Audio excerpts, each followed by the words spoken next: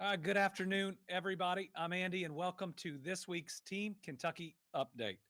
Kentucky's economy continues to grow, and this week we have some more exciting projects to talk about. Since the start of my administration, we've now announced more than 870 new location or expansion projects, totaling $26.8 billion in new investment in our Commonwealth. And the best part, we have nearly 60,000 more jobs filled today than before the pandemic. We'll start with our distribution and logistics sector that has been so central to our success. On Monday, we welcomed a major new announcement that is going to extend our winning streak. DHL, a global leader in international express shipping, is expanding its current operation at CVG Airport in Boone County. The project includes $192 million in new investments. It's creating 86 new full-time jobs for our residents. This investment will include the development of a new 305,200 square foot aircraft maintenance facility on a 50-acre site located south of and adjacent to DHL's current CVG Airport hub. DHL's new project will include the addition of 8 new aircraft gates at its current ramp to support its operations at the airport. This project will boost the company's total employment in Kentucky to over 3,800. That's right, DHL employs, with this addition, over 3,800 Kentuckians, which is incredible, and we're grateful. DHL is an industry leader in mail, delivery, and logistics. Its hub at CVG sits at the heart of DHL. It's one of its 3 major hubs around the world. It's certainly the heart of the U.S. network with 130 daily flights and a fleet of 60 aircraft. It's also, again, one of only 3 DHL global super hubs, and we have it right here in Kentucky. DHL's CVG hub handles shipments bound for the U.S., Canada, Mexico, and Latin America, processing approximately 50 million international shipments annually. I want to thank DHL for their continued commitment to Kentucky, and I look forward to many years of additional success and expansions. Major announcements like that is becoming more common because of Kentucky's strong site development efforts. And while I'm headed west here starting tomorrow, we have an exciting announcement for the purchase region that we're going to be in today. And that is the announcement of a new build-ready site in Marshall County. This new site will include a 120,000 square foot building pad on over 240 developable acres and will be zoned and developed for heavy industrial use. The development has a 4-lane highway access available from the Truck Network Road, U.S. Highway 641 adjacent to the site. A 4-lane road is incredibly attractive and gives Marshall County a lot of options on what type of business it would locate. The highway also provides access to Interstate Highway 69, which is just 2 miles north of the site, and Interstate Highway 24, which is 13 miles northeast of the site. The site is within the Tennessee Valley Authority service region and is served by the West Kentucky Rural Electric. Including this new site in Benton, the Commonwealth is home to 22 active build-ready sites. Multiple other locations across the state are currently working towards certification, and what I can tell you is these are filling up fast. The very first one we did was in Mayfield, and that's where we located Osmondson. We announced that about a year, almost to the day after the tornadoes, 80 great new jobs. And when you think about all the economic development we have going on right now, right, those take up existing sites that have all the infrastructure to them that they need. That means we got to invest and have more so that we can keep attracting this industry. This program, which we're really grateful for funding from the General Assembly, we proposed it pretty close to how it ended up, but the program that they ultimately authorized us to do is really going well. It's occurring all over the Commonwealth, and it is not long after we get the PDI project done that an employer comes, signs on the dotted line, and moves their operation to the area. So I want to thank local leadership in Benton and Marshall County, as well as regional and state officials who helped make this site ready for business. These build-ready sites in Western Kentucky are only furthering the economic momentum in that region.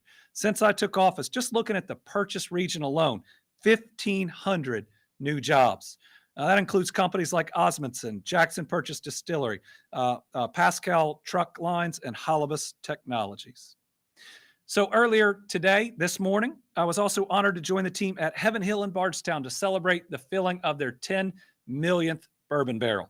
It was great to be with this company that continues to lead, and it was even more amazing knowing what they went through in a devastating fire in 1996 that destroyed a lot of their operations. In recent years, I've had the honor of joining Heaven Hill to cut the ribbon on their new visitor center, the Heaven Hill Bourbon Experience, as well as break ground on the new Heaven Hill Springs Distillery in Bardstown.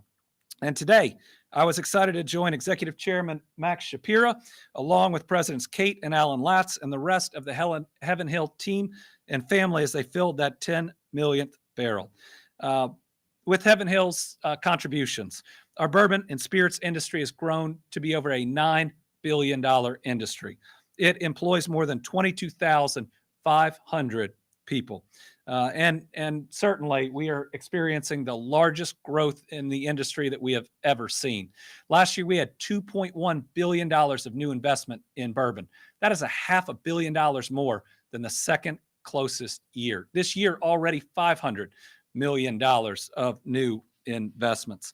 It is really exciting to see what's going on in our bourbon industry, and it is fueling tourism at a level we've never seen, with the Bourbon Trail having more visitors last year than ever before. At a time when tourism brings people to Kentucky, shows them all that we have to offer, and ultimately encourages them to move here to fill all these amazing jobs we're announcing, bourbon and tourism are more important than ever. So to the Shapira family, Kate and Alan, congratulations on the 10 millionth bourbon barrel. I think 10 million is more than 2 barrels for every Kentuckian. So I asked for my 2 on the way out. They told me no.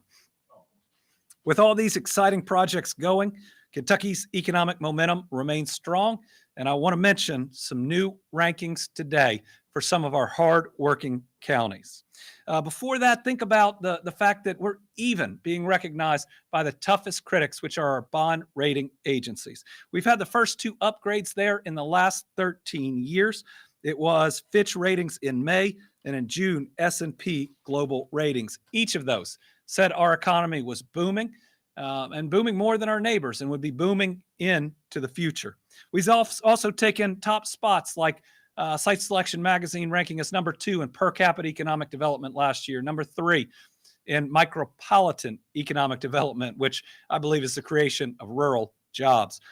We were 5th in Site Selection's Prosperity Cup, number 1 in our region for the first time ever, beating out Tennessee and Texas. Well, Site Selection recently ranked the best counties by projects per capita, the top 20 in the country, and Kentucky took 4 of the top 20 spots.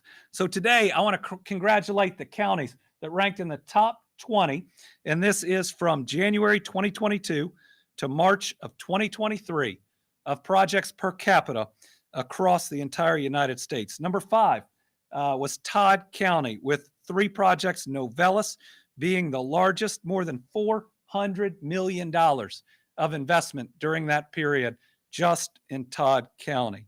Number 7 was Union County, which had 3 projects, a little more than $27 million invested.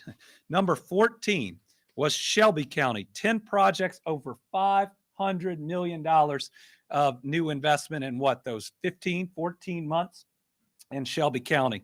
And number 17 was Simpson County with 4 projects totaling over $370 million. This is great news. And it takes us back to that thing people try to throw out there. Well, who deserves credit? The answer is everyone. I mean, look at these counties and all that they are doing. So to the county judges, to the mayors, to the commissioners and the magistrates, to the industrial boards, to the economic development groups, to everybody who welcomed people as they came and looked at sites, to those that brought the water and sewer to the new sites, that made sure the electric load was there for them, that paved the access road that goes into them. Thank you. We are on an economic roll, the likes of which we've never seen. We are winning more than ever before, and it's everybody that's a part of it. Our chance through this economic development is a chance to leave a collective legacy, not mine, but ours, of more opportunity for every Kentuckian and for every generation to come that we have ever seen. So who deserves the credit? It's everybody. It's you and everybody else. What's important is let's keep winning. Let's build that Kentucky our kids deserve. This week, we also celebrate another milestone in our commitment to give every Kentuckian access to high-speed internet. Gibson Connect has brought reliable internet service to approximately 650 households and businesses in Western Kentucky. What's special about this announcement is they are among the first folks to get connected through the Better Internet program, that last round of grants that we announced. By the end of the year, Gibson will have connected more than 1,700 homes and 270 businesses to high-speed internet using $4.7 million in state funding. Remember, this was a matching program where we had about $80+ million in it. Overall, it was a $200 million investment, largest investment in our history in the expansion of internet. It has to go to areas that have no internet, or the internet is so slow it qualifies as being underserved. That's the terminology that we use. Here, all these homes are in the purchase that we'll be in this weekend. Areas of Fulton and Hickman counties, with some in Carlisle and Western Graves County. The Floyd family from Clinton County has been recently connected to Gibson's Connect high-speed fiber internet service. They got connected in February. They subscribed as soon as it became available in their area. Heidi Floyd said the speed is different from any other provider she's used before, and that everyone in her household, including her 2 sons, can use the internet for work and entertainment with no interruptions. These are the results that we're going to get for every family. This funding comes from legislation passed by the General Assembly, which I signed into law to establish Kentucky's Broadband Deployment Fund. This was a bipartisan effort. I'm thankful for everybody who helped out on it, and it's pretty special that we are now seeing this huge push to connect every single home really working. And as you know, we haven't stopped. That was just our first round. Our second round will be announced, we believe, very soon. That is a $200+ million state investment that will be matched. So we're looking at a minimum of $400 million in the coming months that we'll be announcing these grants. And then that's not even touching the $1.1 billion that we announced is coming from the federal government from what they call their BEAD program. Now, our initial plan is due by the end of the year, at which point we'll be able to draw down the first $200 million of that. So it is really exciting about the dollars that are coming in right now. They're going to give us the best chance we've ever had in years, not decades, to connect every single home and business across Kentucky to the internet. Today, we also have some welcome news for Kentuckians raising a grandchild. The Annie E. Casey Foundation has identified us as the state having the 6th highest rate of kinship care for our children. And the U.S. Census Bureau data has identified over 50,000 Kentucky grandparents raising their grandkids. I know there are many loving grandparents that want to make sure that that child is in a home with their relatives and a home where they're loved. And we are grateful that those grandparents are willing to step up and take on that responsibility. Back in 2006, the Kentucky Caregiver Program was established to help these grandparents and children. The program supports grandparents of any age who are raising grandchildren who meet certain income and other guidelines. Over the past 17 years, a lot of Kentuckians have benefited from the program. But when major budget cuts occurred in 2017, the project was reduced to just 2 of the 15 area development districts. Those 2 were Louisville and the Lake Cumberland districts. Today, We were able to expand the program back to all area development districts due to an increase in federal funding for our state's aging programs.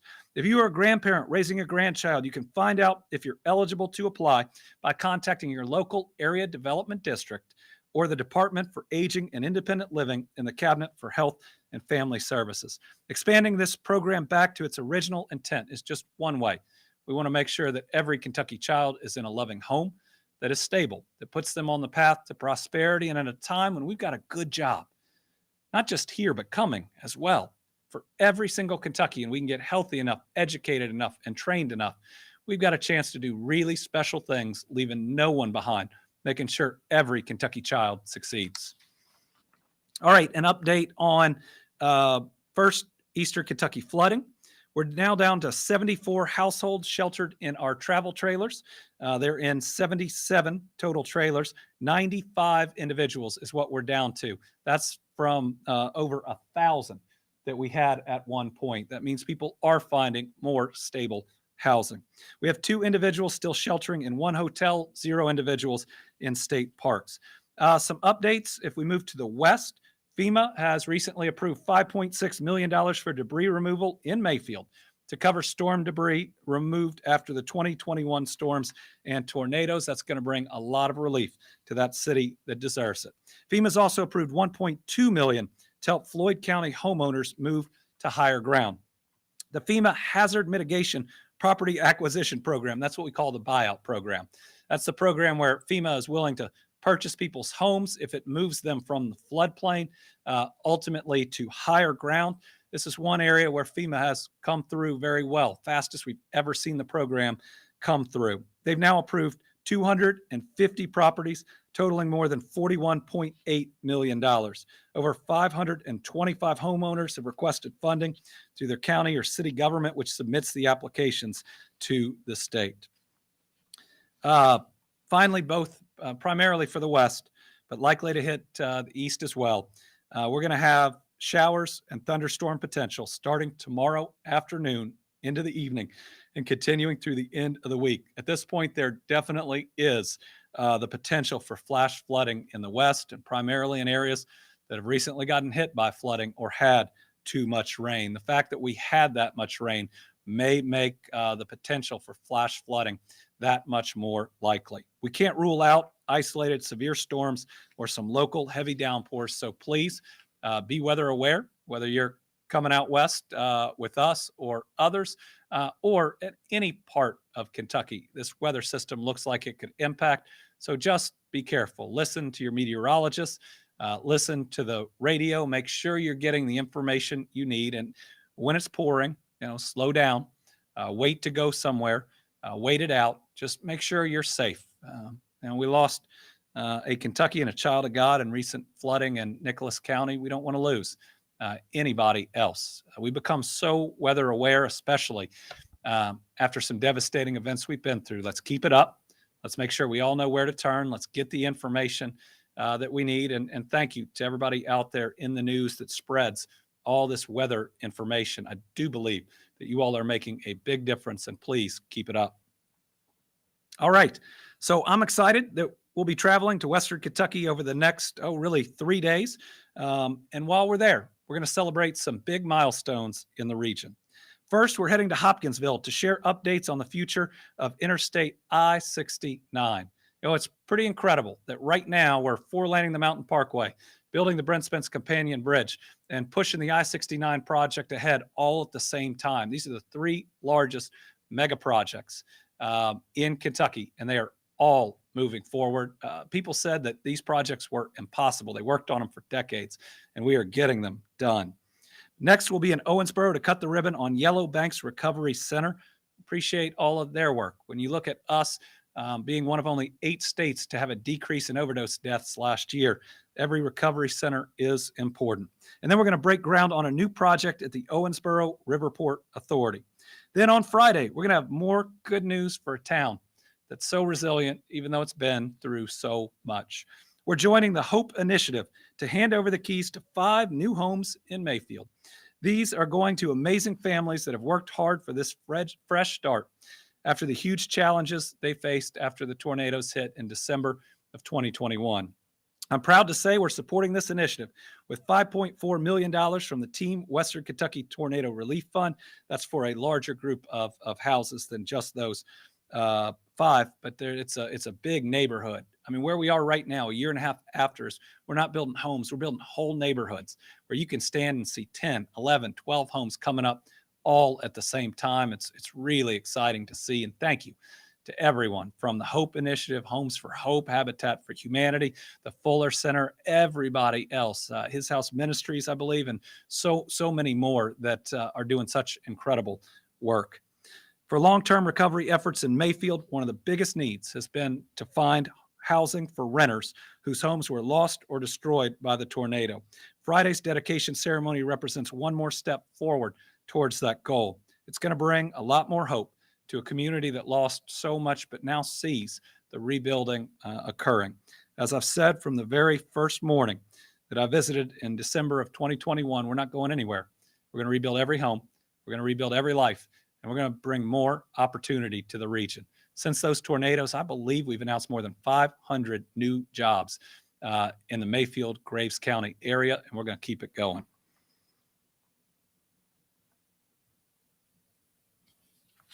All right. Quick update on the Sherman-Minton Bridge. Today, I'm providing another update on the bridge. The bridge has been undergoing an extensive rehab project for the last several months, and as part of that work, it's being inspected and watched. People there on site every day. It had to be closed as an emergency precaution last week when problems were found in one of the supports for the bridge's upper deck. And we've got to make sure that safety is our number one priority and people aren't driving over a bridge that might be unsafe. Work is progressing day and night to get the Sherman-Minton Bridge reopened to traffic.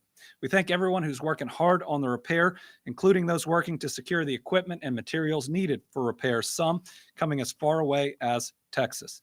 The Jacobs Engineering firm is coordinating with the Kentucky Transportation Cabinet, Indiana Department of Transportation, and by the way, it was a joint decision between the two states in what we had to do to protect the safety of those crossing it. I want to thank another engineering firm, Michael Baker International, who are finalizing plans for a full repair. Once the necessary repairs are made, the plan is to restore traffic at a limited capacity that existed prior to the closure. This is the news. The target for reopening is this weekend, prior to the morning commute on Monday. It is our hope that we will have the Sherman-Minton Bridge back up in some capacity by Monday. And finally, our Team Kentucky All-Star. This week, it's LMPD Officer Nick Wilt. Officer Wilt bravely responded to the shooting in Louisville on April the 10th. On that tragic day, a senseless act took the lives of 5 people, including one of my closest friends. While we sadly lost those individuals, and I miss him, we know that it was Officer Wilt's heroism, along with Officer Galloway, that showed up within 3 minutes.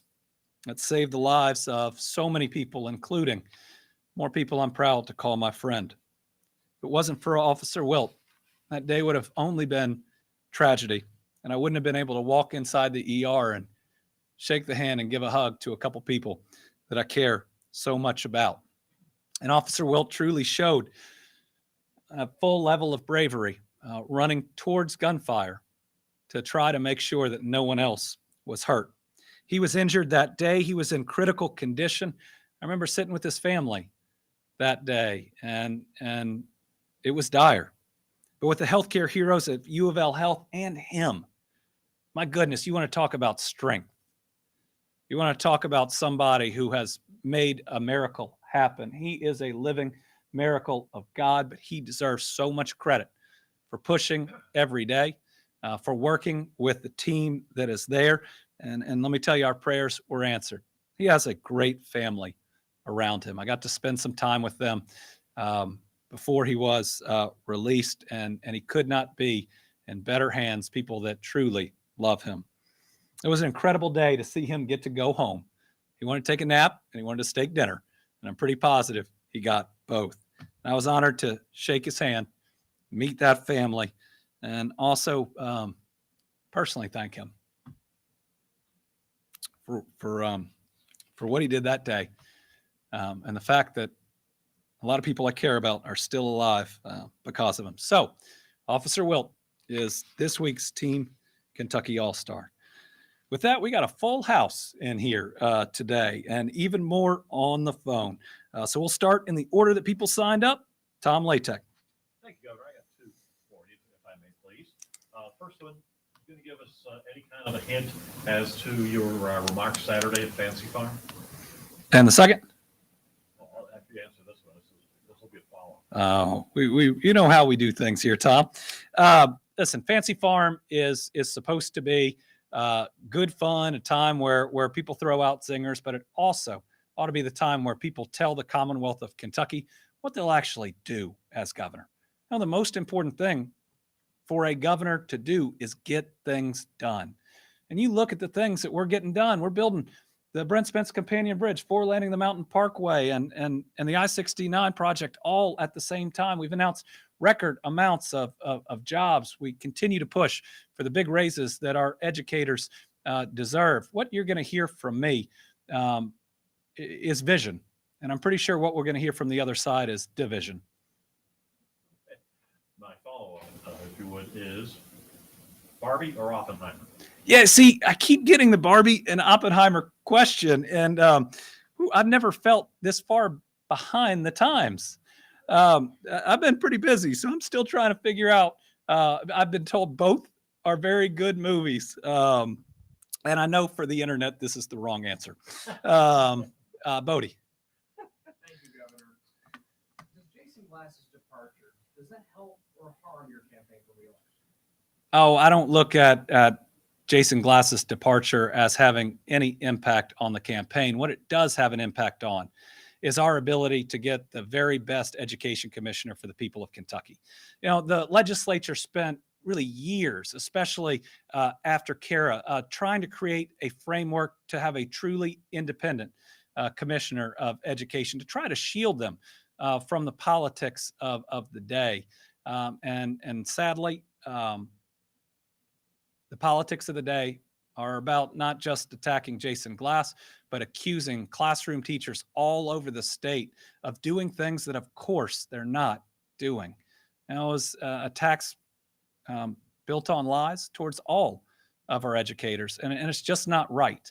And after this, it's going to be much more challenging to find a good commissioner of education. My kids are in our public school system. I want the very best for us, and so I'm going to try to work through the damage that the Attorney General and others have done here in our ability to recruit the very best. Carolina. Governor, just following up a little bit, just because of the way things have worked out the last few years, this weekend will be your first time back at Fancy Farm in quite a few years. What are you most looking forward to? I know you said you're going to share your vision, but just out of the entire event, what are you looking forward to? You are right in that I wasn't at Fancy Farm last year because the flooding had just happened. And so you saw the decisions people were making. I chose to be with survivors that had lost everything, that needed help. Our Attorney General went to a political rally. I think from last year, you can see where our priorities lie. But I'm looking forward to especially all the events that lead up to Fancy Farm. They create such excitement. They are in many ways kind of old school campaigning. You have rallies, you have lunches, the bean supper that comes, and you get to connect with a lot of people that you know sometimes you haven't seen in a while. We've been in the West so much that virtually everybody that we will see, we've been working with. You know, we've been to Graves County and Mayfield over and over and over and over, from dedicating houses to breaking ground on Osmondson, 80 great new jobs right there in Mayfield. The thing I'm looking forward to the most are those home dedications in Mayfield. 5 more families that are getting their forever home. Listen, I know we're in a campaign, but if you stood in the middle of Mayfield or Dawson Springs after that tornado and you looked around, it didn't even look like you were on planet Earth. I mean, the level of devastation just poured into you. So every one of these new homes is meaningful to me. Every one of these families that can hopefully trade those moments of trauma that they went through for the joy of what their family can do in those homes is special, and everyone is a celebration, both of the family that's going into it, but also everybody who worked on it. I mean, you see the faith-based groups that came in. Oftentimes, we have a group that's in from another state that is helping to work on houses next door that are there. Each one is a really moving moment, and to go from standing in the middle of rubble to standing in the middle of massive construction is a really special thing. Sarah. Governor, you spoke about how broadband development has been happening in years, not decades. But on the county level, sometimes it can be overwhelming to navigate and create momentum for these kind of projects. How is your administration helping with that now, and how will it more be left? Well, we've created an office for broadband deployment, which is a direct resource to our counties and our cities. I have a biweekly call with mayors and county judges that are invited on, and we talk about needing to go about that planning right now for how much money is coming in. We're trying to connect providers with counties if they want that connection. We worked with our counties on the maps, right? The amount of money we got and where we can call something unserved and move quickly was where we got the best feedback to challenge those federal maps and thus receive more funding and be able to do more targeted investment that is coming. But our area development districts are also really great. Right, they're working with each of these counties and each of these judges, and that's typically where the applications are coming from. But as we, we're starting in some of the most challenging places, which might be the opposite of what some would expect. But these dollars make the economics work by helping to front the money for the infrastructure. And the importance with that is it means once we get it there, it's not so expensive that nobody could afford it. And without this program, if Pick Your Provider, they ran it to a more isolated area, then the price of the service would be too high for that individual to ultimately use it. And so that's what this is going to allow us to do. And as we provide more access, we do need to watch affordability. And so we certainly need the federal government to re-up that Affordable Connectivity Program, ACP. We're one of the leading states on taking advantage of that. That's the $30 a month that you can receive to help pay for internet. All right, we have Stan Ingold on the line.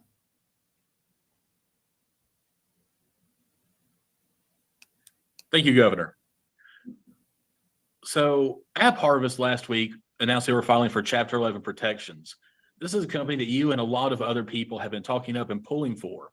What does this filing mean for Kentucky and the prospect of future companies looking to locate in Eastern Kentucky? Well, I don't think that the location has had anything to do with what we have seen in the bankruptcy. So first, I'm disappointed. I'm disappointed because there was a lot of momentum behind this company. But my disappointment, I believe, is going to be short term. In the long term, agri-tech, these large greenhouse operations are absolutely going to be necessary. And they're going to be necessary because we cannot grow enough food to feed the world's population at the rate it's growing without operations like this. And so while it's questionable whether App Harvest will continue to operate these facilities, that'll be worked out in the bankruptcy and in the settlements that come out, I do believe we will have success in agriculture technology and success in the East. But let me tell you, I am more excited today about the interest we see from companies in Eastern Kentucky than at any point in my lifetime. The four-laning of the Mountain Parkway has already brought Emerald Energy to Magoffin County, which is going to be one of the first fully four-lane to where we can really move goods, and we're seeing more interest. Ashland region, seeing possibilities that we continue to work on for very large investments, working on one right now that we'd hope to locate in Pike County. So you look at Bell County and the steel company that we announced there, we actually believe that's going to grow and bring in suppliers and other opportunities. So listen, I'm disappointed. I'm disappointed in AppHarvest filing for bankruptcy, but it does not diminish my optimism of what I believe we can do in Eastern Kentucky. For the first time I can remember, jobs are coming to people instead of expecting people to drive to jobs. More of these economic development prospects want to be the biggest employer in a 3-county area, save the school system or maybe the counties themselves, and they're looking to locate there. And some of our big expansions are in areas that picked that before and are seeing great success. So we are going to continue to double and redouble our efforts, economic development in Eastern Kentucky. You're going to see it at the ARC conference as well, which is in September. I'm proud to be the governor co-chair of ARC. We're doing that one in Eastern Kentucky, showing off what we're doing in Eastern Kentucky. Joe Sanka, Courier-Journal. Okay. Isaiah Kim Martinez, WHAS. Hello, Governor. Can you hear me? I can hear you. Amazing. I appreciate you taking the time. Quick question here. The Kentucky Chamber of Commerce had noted earlier this week, workforce participation in Kentucky ranks 7th lowest in the country. I know it's been somewhere around that number for a few years now, but they also noted 20,000 fewer workers in May 2023 this year compared to January 2020. That's obviously all in your term. How do you assess these numbers? Well, I hope they mentioned that we had this thing called a pandemic, as well as the baby boomer generation being the largest generation on planet Earth and being in their 70s and 80s and having earned a retirement. Listen, you look at our economy and there's no question it's booming. People can try to cherry pick facts that you could try to throw darts at it, but we announced the biggest investment in our history, and that's the Ford SK investment. We announced the second biggest one, which was Envision. We're being ranked by virtually every economic development publication at the top, within the top 5, within the top 3. We have a buzz that we have never had before, and we shouldn't be talking ourselves down. We should be lifting ourselves up.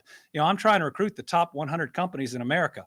The Attorney General sent a letter threatening them about their employment practices. So we are out there trying to make sure that we're bringing every good job opportunity here. What we see month after month is more people coming back into our workforce. It went up by several thousand this last month, and we are seeing a steady drumbeat of that. But listen, we could talk about people in the workforce, but you also have how many jobs out there and how many jobs are filled. And we have more filled jobs than ever before in the history of the Commonwealth, over 2 million, and continuing to grow. All of these big projects that we're doing, we believe that we are on track to filling their hiring requirements, and we are seeing our population grow, which is not happening in every state. Of course, I asked the General Assembly for a talent attraction campaign that we still need, that they said no to, but will continue to push. But look at some other areas that we need to make sure that we're doing better in. We need people that are educated, trained, and healthy. So universal pre-K puts us on that track, making sure nobody starts kindergarten behind. And you could see major impacts of that in the workforce. We need to make sure that we continue to provide health care to Kentuckians and that we don't try to rip it away from over 100,000. I've heard a proposal on that because that's what gets people healthy enough to pursue a career and not just that next open job. Now, we put in the hard work. Yeah, we'll get beyond those January numbers. But listen, I mean, to try to poke holes in an economy brighter than any of us have ever seen before, corporate profits better than they've ever been, biggest budget surpluses that we've ever seen. We've shattered every record that has ever been there. Lowest annual unemployment last year, lowest monthly unemployment 2 months ago, longest period of low unemployment. Let's stop talking ourselves down. Now, let's make sure that we're talking in a way that makes every company across America want to locate here. All right. Thank you all for doing this on a Wednesday. Obviously, we're all a little busy the next couple days. For anybody coming down to Western Kentucky, be safe with this weather. We look forward to seeing you there. I'll see you next week.